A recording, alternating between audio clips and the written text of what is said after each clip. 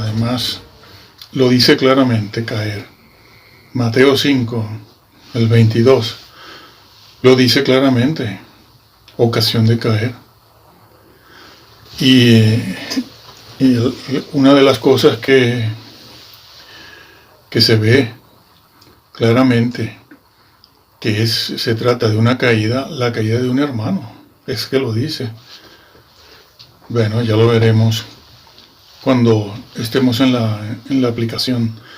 Pero una de las cosas que precisamente hacen ver la gravedad de lo que Jesús está diciendo y que se trata de una caída real, es que él en dos o tres sitios, como veremos, lo dice: mejor le será a esa persona que puede ser ocasión de tropiezo, hacer tropezar a otra persona, a otro hermano, porque está en un contexto eclesial.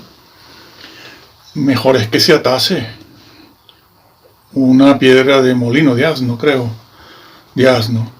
al cuello y se eche al fondo del mar. Dice mar, sí, el versículo lo dice, mar. Y luego también en el otro evangelio lo dice también, Marcos y Lucas. Eso refleja lo que para Cristo es el hecho de que un creyente haga tropezar a otro de tal forma que se pierda. Es que también lo leeremos. El versículo, eso está en Mateo 5, 18, lo dice, no es la voluntad de Dios que uno de estos se pierda. ¿Y por qué lo dice? Porque se puede perder. Eso está allí si yo mal no recuerdo, en la parábola de la oveja perdida, donde Jesús está diciendo que Él vino a buscar a los perdidos. Y está hablando de ese pequeñito o hermano que cae. De hecho, la iglesia está llena de esas historias de creyentes que hacen caer a otros y se pierden. Por eso dice que no es la voluntad de Dios que uno de estos pequeñitos se pierda. ¿Por qué lo dice? Repito, porque se puede perder por la irresponsabilidad de otro creyente. Todos esos temas están en el ambiente eclesial, bíblico. Es Biblia, es pura Biblia lo que Jesús está diciendo está dentro del marco y en el escenario de los llamados afuera de la iglesia, tanto en el Antiguo como en el Nuevo Testamento, porque Jesús está hablando a discípulos, que les gusta decir que esto es para judíos. Otros dicen que para el milenio, sí. Y lo sacan están negando la palabra de Dios. El libro, este libro que estamos analizando, que ustedes han visto, lo contradice las palabras del Señor. Sí, lo veremos en la aplicación. Es que llegó la hora de decir la verdad. Los paradigmas han cambiado porque las potestades y los principados cambiaron desde hace cosa de unos 50 años. Esa es la apostasía, no hay doctrina en ningún lado. Pero bueno, entonces Jesús está diciendo eso. Pero estos señores lo niegan. Dicen, no. Nada de que un creyente cae o de que un creyente se enoja contra un hermano de tal forma que merece el fuego del infierno hasta el punto. Gema, lago de fuego. Bueno, esos son personas que se quieren colgar medallas como que haciéndonos creer que han descubierto que Casiodoro tradujo mal. Oh, no, la palabra infierno está bien puesta, hermano, porque se corresponde en latín. Se corresponde con lo que nosotros, infierno, lago de fuego, se corresponde con lo que nosotros conocemos como infierno. Pero bueno, el vocablo usado allí es gema, gena. Precisamente porque la gena es un símbolo del lago de fuego. Porque había fuego. No, hombre, no. Sino porque ardía permanentemente. Eso es lo que lo hace un símbolo del lago de fuego, que es permanente. Que es permanente. Bueno, estas personas sufren de una debilidad, cierta debilidad espiritual, mental, neuronal. Sí, porque no soportan la idea de infierno. Entonces son patologías. Cuando es un temor objetivo al infierno y a la justicia de Dios, como tenía este señor, le tenía un terror, tenía terror a la justicia de Dios que lo condenara, y entonces por eso negó la ley y habló de la justificación por la fe sola, hasta tal punto que alteró el versículo. Lo alteró porque precisamente hasta sus días la iglesia entera sabía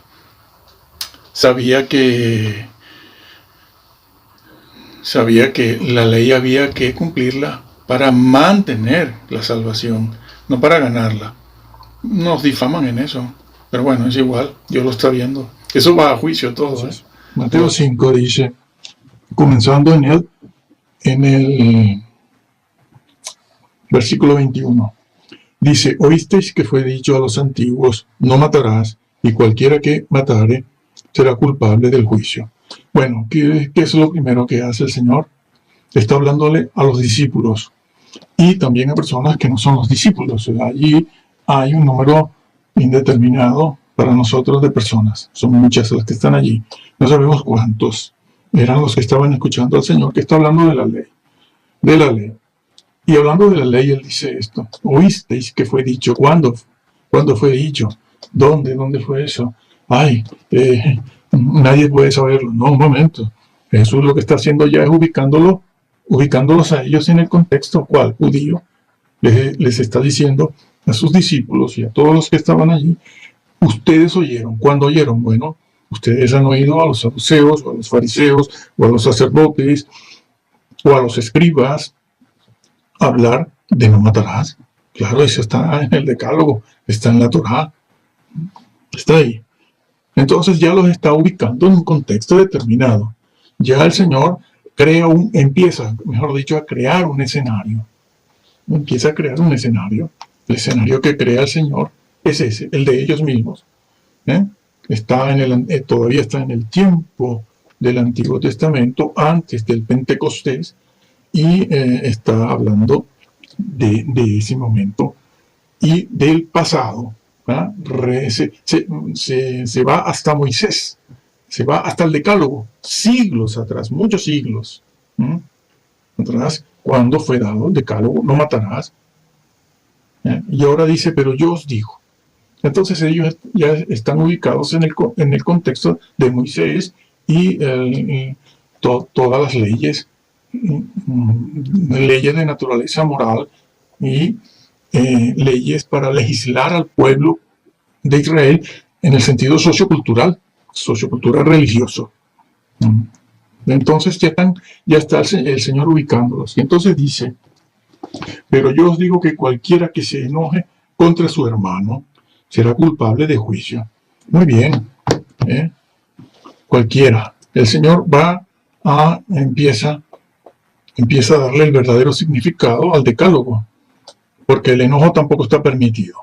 Este tipo de enojo que vamos a ver, que vamos a estudiar, no estaba permitido. Tan no estaba permitido que el Señor dice, cualquiera que se enoje contra un ateo, contra un cananeo, contra un egipcio, contra un sirio, no, contra un hermano. Aquí lo califica de hermano, lo va a calificar. Y en los pasajes en las citas,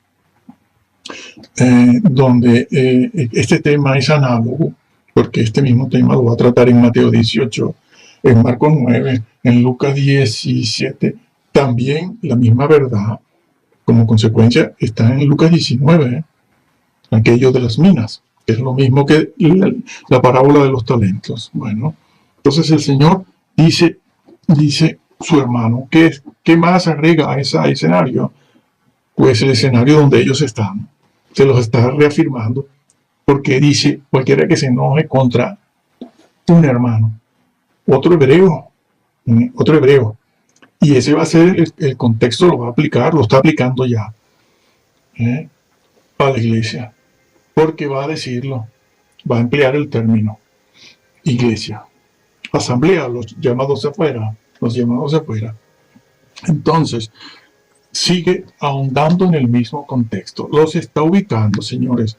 Esto no es una metáfora, como les ha gustado decir, para negar el infierno, negar que un creyente, un hermano, pueda dejar de alcanzar la salvación por ciertos motivos. Hay un abanico de situaciones diferentes que son peligrosas para el creyente porque puede dejar de alcanzar la salvación. Entonces él dice eso aquí: será culpable de juicio, y cualquiera que diga necio a su hermano, vuelve a repetirlo, hermano, será culpable ante el concilio, y cualquiera que le diga fatuo quedará expuesto al infierno de fuego. Bueno, ya lo dijo, infierno de fuego. No se le puede hacer caso a los mesiánicos cuando llegan aquí y entonces encuentran el vocablo infierno, ¿no? Dicen, Reina Valera ha adulterado la Biblia. Van al texto bíblico y leen que, por ejemplo, el Señor habló, en este caso, del enojo, el enojo ese que es homicida en un creyente, y que después el Señor ha comenzado diciendo que el dueño de ese enojo, ¿sí? El que lo posee, el que pues se hace objeto del fuego de la gema. No importa cómo lo traduzca, fuego de la gema de por sí en la aplicación, un fuego eterno, lago de fuego, por eso es lago de fuego, a donde al final serán echados allí la bestia, el anticristo, el falso profeta y el mismo Satanás. Bueno, pues, son muchos los que niegan el infierno, incluso evangélicos. Bueno, ellos a título personal lo niegan que exista el infierno. A lo mejor en una denominación se cree en el infierno, aunque no se predica de eso. No se predica de eso. ¿Qué se va a predicar? No, porque se les van, entonces si se les van, ellos pierden. Eso no era así antiguamente, en los primeros siglos. Si algo se hacía en los primeros siglos, era advertir del juicio y la condenación. ¿Cómo lo verán? O lo veremos. Bueno, y entonces dice aquí, al fuego que no puede ser apagado, pero es que el Señor lo repite, donde el gusano de ellos no muere, y el fuego nunca se apaga, lo vuelve a decir. Esa misma frase, ya no leo más aquí ahora, esa misma frase está repetida aquí varias veces, 3, 4 veces. Lo hace cuando menciona cortar la mano, lo hace cuando dice cortar el pie, y lo hace cuando dice sacar el ojo. Y claro, entonces usted, que tiene una doctrina previa, la de su denominación, que se la ha dado un psicópata, usted viene aquí y lo lee, usted no le hace caso a esto. Porque ya su mente... Un momento, el vocablo infierno en latín es el equivalente al lago de fuego. Lago de fuego. Aquí en el original se utiliza la expresión gehenna. Dice, no importa ahora en este momento. La gehenna.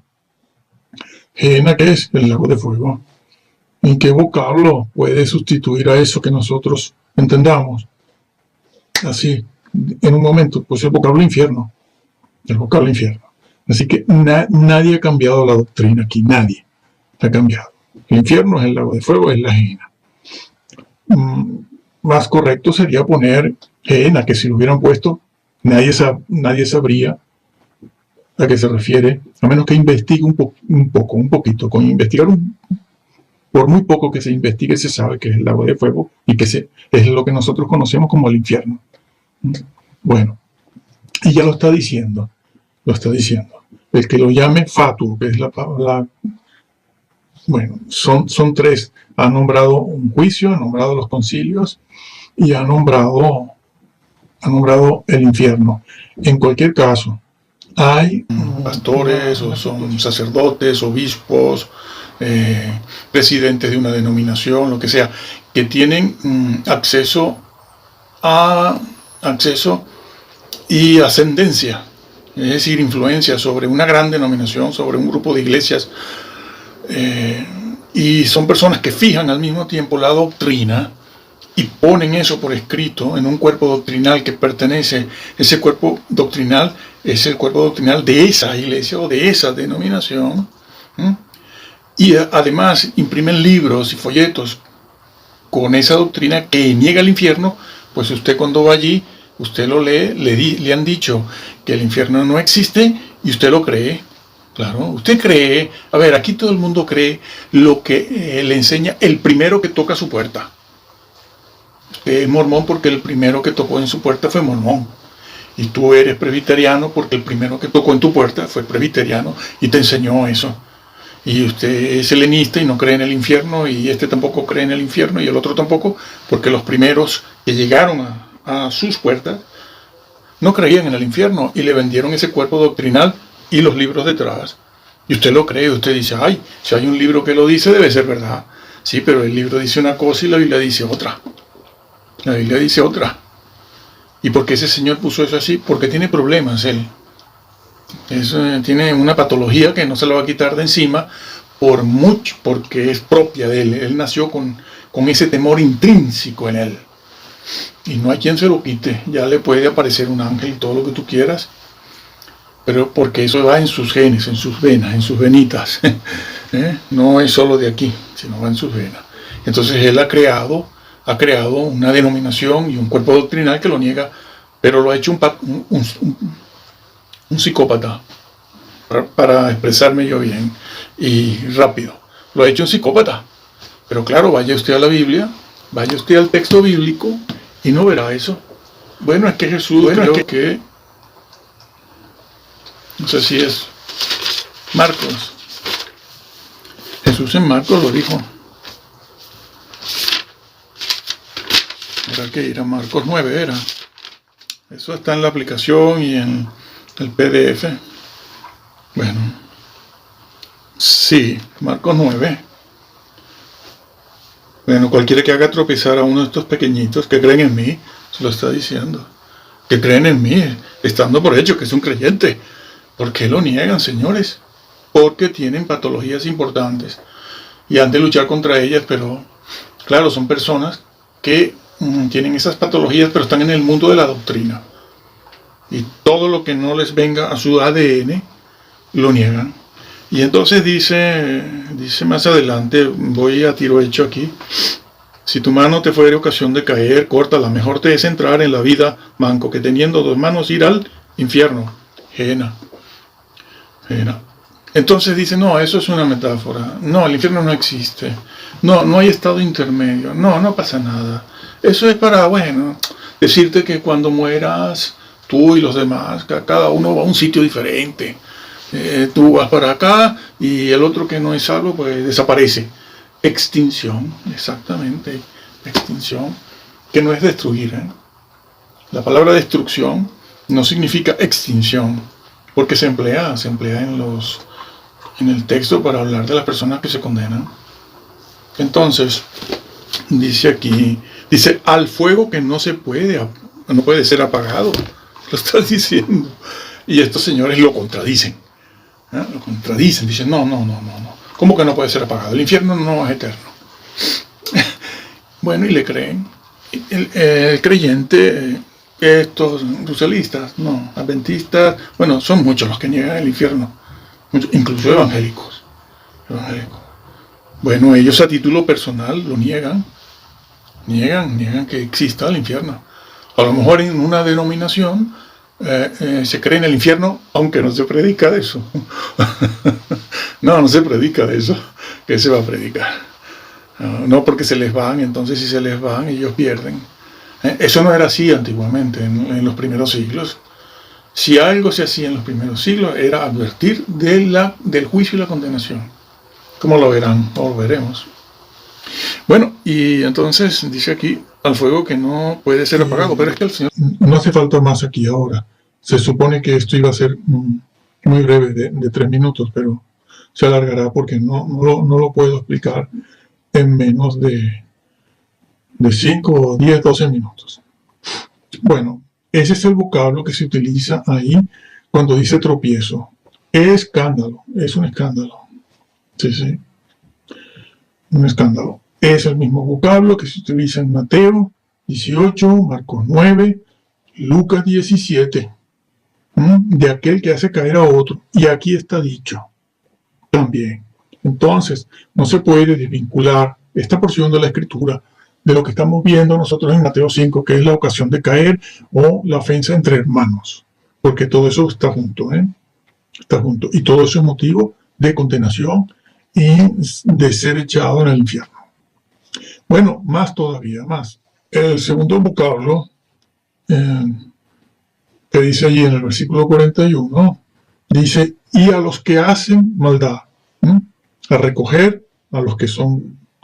de entre la iglesia, a los que son causas de tropiezo y a los que hacen maldad. Otros pueden poner allí iniquidad. Se puede traducir por iniquidad, sí, también. Y se puede traducir, bueno, en nuestra cultura no debería hacerse, pero bueno, hay versiones que tienen eso, ¿no? Iniquidad, maldad, rebeldía también, rebeldía. Pero, ¿cuál es el vocablo griego? ¿Es importante? Sí, porque con ese vocablo se dice todo. Y ustedes pueden buscarlo, deberían hacerlo en todas las versiones que puedan buscarlo, para que se den cuenta de lo que está diciendo Jesús aquí. Y cómo han sacado este versículo, y por lo tanto, todos los demás versículos que hablan de cosas parecidas, los han sacado de su texto y de su contexto, y han cambiado el mensaje. Han cambiado el mensaje completamente. No es un tema que tenga que ver con las alas de los ángeles y esas cosas, y los querubines, y si el cielo es azul. No, tiene que ver con la salvación misma. Te lo está diciendo aquí. Te lo está diciendo aquí. Entonces, el vocablo ese que se emplea ahí, como pueden ver, es el conocido vocablo anomia, sin ley.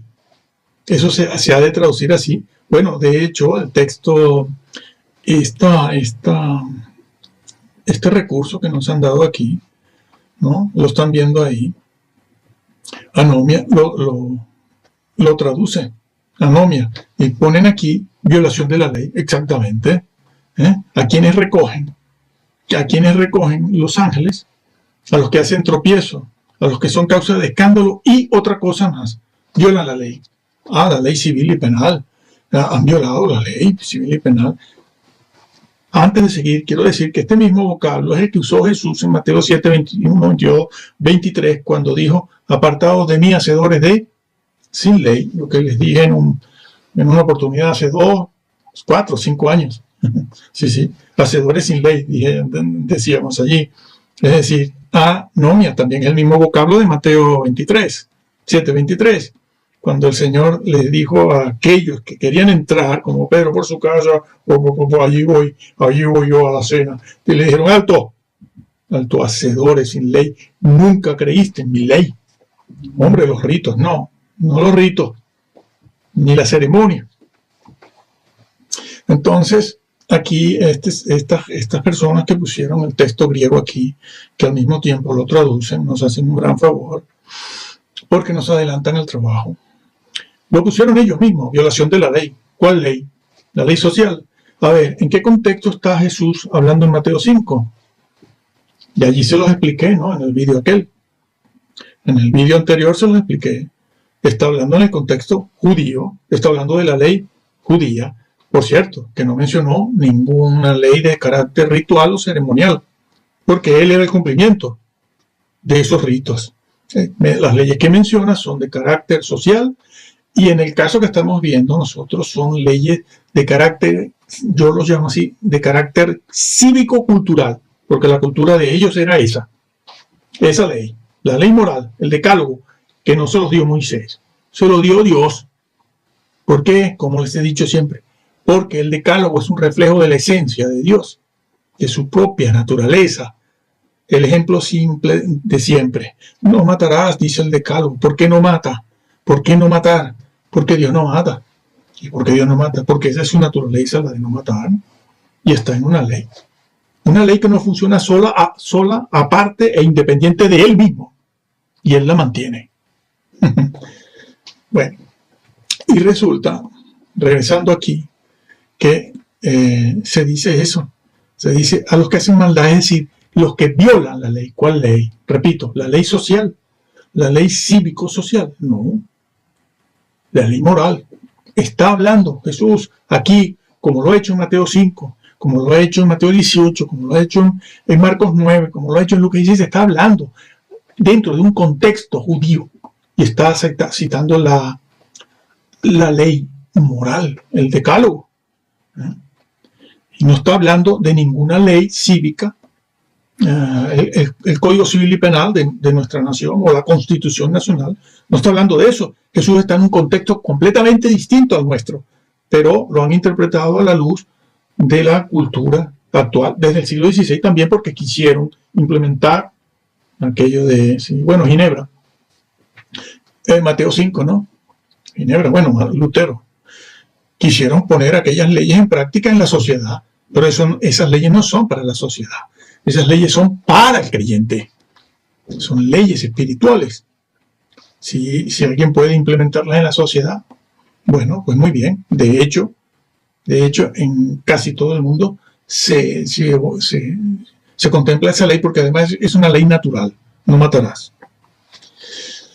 Entonces, Jesús estaba hablando en Mateo 5, como ya les expliqué, de el entorno judío y los tribunales judíos, entre ellos el Sanedrín, que era el encargado de legislar en las ofensas entre los hermanos judíos, hermanos creyentes, judíos, hebreos, israelitas, como lo quieran llamar en este momento. Y el Señor lo dice aquí, y lo está diciendo dentro del contexto de la iglesia, sigue dentro de la iglesia, porque esta es una parábola de la iglesia, como lo es la que antecede y la que va a seguir, aquella de la red barredera, la semilla de mostaza, la perla, etc. Son parábolas del reino y de la iglesia. Y aquí está, los que sirven de tropiezo, pero violan mi ley. ¿Violan cuál ley? El decálogo. El que está explicando Jesús en Mateo 5, 6 y 7. De todos esos capítulos. Allí está explicándolo. Lo está explicando allí. Y aquí lo vuelve a decir en Mateo 13. Pero hablando de lo que sucede dentro de la iglesia. La cizaña, que no es redimible. ¿Y cómo se distingue el trigo de la cizaña? En que la cizaña no cumple la ley de Dios, porque no cree en la ley de Dios, porque nos han vendido ese evangelio falso que dice salvo por gracia, predestinación, perseverancia de los santos, nada de ley, ni siquiera para guardar y alcanzar la salvación, ni siquiera eso. Entonces, ya tienen aquí un indicador que sirve para diagnosticar quién dentro del gran cristianismo, para empezar, en primer lugar, quiénes son trigo y quiénes son cizaña, toda aquella persona, todo aquel grupo, toda aquella denominación que no cree en el decálogo como un medio para guardar y alcanzar la salvación que se recibe gratuitamente, es cizaña. Cuídese de eso. Cuídese de esa gente y de esas denominaciones, de iglesias, grupos y predicaciones, porque nunca le dirán la verdad. Y usted, confiado, reconoce el decálogo, pero para usted es una cosa que está ahí, como una estatua puesta ahí. Usted va a cumplir el Código Civil y Penal, pero no va a cumplir, no va a guiarse en su santidad por ese decálogo. Ni tiene temor, ni miedo a irrespetarlo, que es un reflejo de Dios. Porque le han dicho que no pasa nada, que aquí perfecto no hay nadie. Eso es falso también. Otra falsedad, pero no voy a entrar en eso.